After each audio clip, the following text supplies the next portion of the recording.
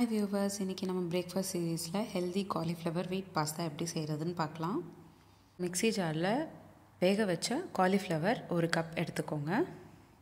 கூடவே 50 கிராம் பன்னீர் சேர்த்துக்கோங்க. 3லேருந்து 4 பல் பூண்டு சேர்த்துக்கோங்க.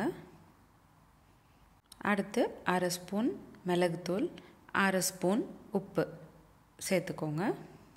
15 ml எண்ணெயும் சேர்த்துக்கோங்க.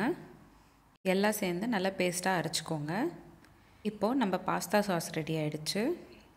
இப்போது நம்ம அரைச்ச பேஸ்ட் ஹெல்தி மயோனீஸா சாலட்ஸ் கூட சேர்த்துக்கலாம்.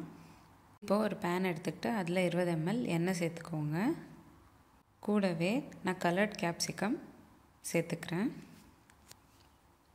1/4 கப் போல் வேக வச்ச கார்ன் சேர்த்துக்கோங்க.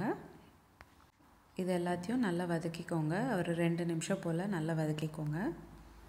இதே மாதிரி ஹெல்தி பாஸ்தா நான் ஆல்ரெடி நம்மளோட சேனலில் போஸ்ட் பண்ணியிருக்கேன்.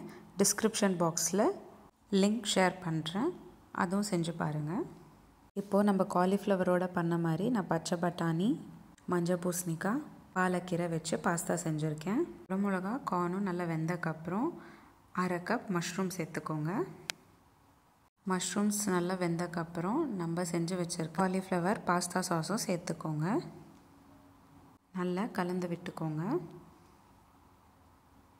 1 கப் பாஸ்தா நான் வேக வச்சுருக்கேன். இப்போது நான் அதை சேர்த்துக்கிறேன். வேக வச்ச பாஸ்தா உதிரியாக இருக்கணும்னா வேக வச்சக்கப்புறம் தண்ணி வடிகட்டுவீங்க இல்லையா, அப்போது எண்ணெய் சேர்த்துக்கோங்க 1 ஸ்பூன். இந்த மாதிரி செய்கிறப்போ பாஸ்தா ஒட்டிக்காமல் இருக்கும்.